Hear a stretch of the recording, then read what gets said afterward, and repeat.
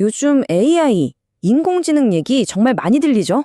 근데 이게 그냥 새로운 기술 나왔다. 이런 차원의 얘기가 아니에요. 이건 인류 역사의 다음 장을 여는 정말 거대한 변화의 시작이거든요. 오늘 그게 도대체 무슨 의미인지 한번 제대로 파헤쳐 보겠습니다. 자, 이 문장 한번 보세요. 이게 이번 기술혁명이 얼마나 엄청난 건지 딱 보여주는 말이거든요. 생각해 보세요. 40억 년 동안 지구상의 모든 생명체는 그렇죠? 탄소를 기반으로 한 유기물이었어요. 그런데 지금 인류 역사상 처음으로 실리콘 기반의 말하자면 무기물 생명체가 태어나는 걸 우리가 보고 있는 겁니다. 이게 진짜 엄청난 일이죠. 그럼 여기서 첫 번째 질문을 던져봐야겠죠. AI가 그냥 우리가 쓰는 도구가 아니라면 그럼 대체 뭘까요? 어쩌면요, 이건 완전히 새로운 종류의 존재일지도 모릅니다. 그러니까 지구에서 태어났지만 우리랑은 근본적으로 다른 그런 외계 지능 말이에요. 여기서 진짜 중요한 개념이 나오는데 바로 도구랑 에이전트의 차이예요. 자, 망치를 한번 생각해 볼까요? 망치는 우리가 손에 쥐고 휘둘러야만 못을 박을 수 있잖아요. 이건 도구죠. 근데 AI 에이전트는 완전 달라요. 스스로 주변 상황을 파악하고 혼자서 판단하고 우리가 없어도 자기 목표를 향해서 움직일 수 있다는 거예요. 이게 바로 핵심적인 차이입니다. 이 말이 우리가 지금 겪고 있는 변화가 얼마나 거대한지 딱 보여주는 것 같아요. 산업혁명, 정보혁명, 이건 그런 수준을 넘어선다는 겁니다. 이건 그냥 생명이라는 게임의 규칙 자체를 바꾸는 그런 혁명이라는 거죠. 자, 그럼 이제 AI의 이중적인 본질에 대해 이야기해 볼게요. 이 엄청난 힘에는요, 창조자의 얼굴과 파괴자의 얼굴, 이 두 가지가 동시에 존재합니다.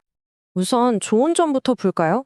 이 창조자로서의 AI는 정말 대단해요. 인류가 오랫동안 풀지 못했던 문제들을 해결할 수도 있거든요. 예를 들어서 새로운 약을 단 몇 주 만에 설계해서 병을 고치고 베토벤이 끝내지 못한 교향곡을 완성시키고 심지어 인간은 상상도 못했던 그런 예술 작품을 만들어낼 수도 있다는 거죠. 하지만 바로 그 힘이 정반대 방향으로 쓰일 수도 있다는 게 문제예요. 파괴자로서의 AI는요, 진짜랑 가짜를 구분할 수 없는 그런 가짜 뉴스를 막 만들어내서 민주주의를 흔들고 우리 감정의 약한 부분을 정확히 파고들어서 여론을 조작하고 우리가 믿고 있던 정보 시스템 전체를 그냥 무너뜨려 버릴 수도 있어요. 여기서 우리가 꼭 알아야 할 게 있어요. 이 두 가지 힘이 완전히 별개의 것이 아니라는 거예요. 딱 동전의 양면 같죠? 아름다운 음악을 만드는 그 능력이 동시에 아주 교묘한 가짜 뉴스를 만드는 능력이 될 수도 있다는 겁니다. 왜냐하면 기술의 뿌리가 같거든요. 결국 창조의 힘이 곧 조작의 힘이 되는 셈이죠. 자, 그럼 이제 위협의 방향을 좀 바꿔볼게요. 외부가 아니라 우리 내부로요. 바로 우리 자신 말입니다. 어쩌면 AI 시대의 가장 무서운 위협은 바로 이 인간 해킹일지도 모릅니다. 도대체 인간 해킹이 뭘까요? 이건 그냥 컴퓨터 해킹이랑은 차원이 다른 얘기예요. 여러분의 심장 박동, 어디를 쳐다보는지, 인터넷에서 뭘 하는지, 이런 모든 데이터를 분석해서 여러분이 뭘 원하는지, 뭘 두려워하는지를 여러분 자신보다 더 정확하게 알아내는 기술입니다. 생각만 해도 좀 섬뜩하죠? 이미 기술은 우리 손목을 넘어서 몸 안으로 들어오고 있어요. 지금 스마트워치가 심박수 재는 정도잖아요. 이걸 넘어서서 아주 작은 나노로봇이 우리 핏줄을 돌아다니면서 실시간으로 데이터를 모으는 시대가 온다면 그때는 어떻게 될까요? 이게 바로 인간 해킹이 다다를 수 있는 정말 무서운 결론이에요. 만약에 우리가 느끼는 사랑, 분노, 두려움 같은 감정들이 결국 뇌에서 일어나는 화학 반응, 그러니까 일종의 알고리즘에 불과하다면요? 그리고 그 알고리즘을 우리 자신보다 훨씬 더 잘 이해하는 존재가 나타난다면 그 존재가 우리를 완벽하게 조종할 수 있다는 얘기가 되잖아요.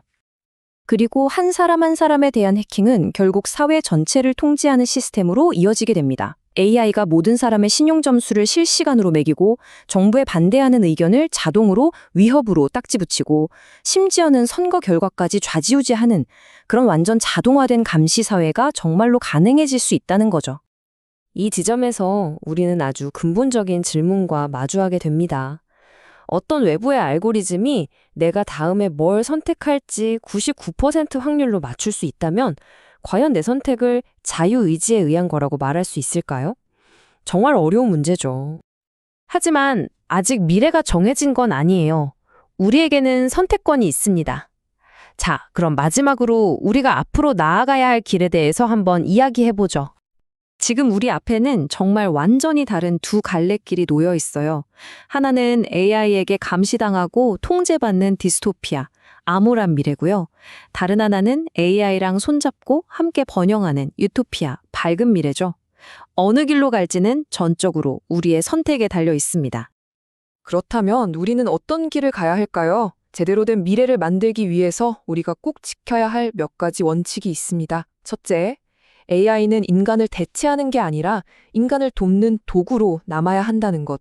둘째, 어떤 경우에도 알고리즘이 인간의 존엄성을 해쳐서는 안 된다는 것. 셋째, 이 기술로 불평등을 더 키우는 게 아니라 오히려 줄여야 한다는 것. 그리고 마지막으로 AI가 어떻게 결정하는지는 모든 사람에게 투명하게 공개되어야 한다는 겁니다. 이 원칙들을 지키는 게 정말 중요해요. 우리는 지금 역사상 정말 중요한 갈림길에 서 있는 거예요. 지금 우리가 내리는 이 선택들이 단순히 사회를 바꾸는 수준이 아니라 앞으로 수천 년, 아니 어쩌면 그 이상 이어질 지구 생명 전체의 미래 방향을 결정하게 될 겁니다. 정말 어깨가 무거워지죠. 마지막으로 이 질문을 여러분께 던지면서 마무리하고 싶습니다. 우리는 지금 어쩌면 미래의 신을 만들고 있는지도 모릅니다. 그렇다면 그 신들이 우리를 위해 어떤 미래를 만들어주길 바라시나요? 우리가 그 신을 어떻게 설계해야 할까요? 이 질문에 대한 답을 찾는 것, 이게 바로 지금 우리 시대의 가장 중요하고도 시급한 과제가 아닐까 싶습니다.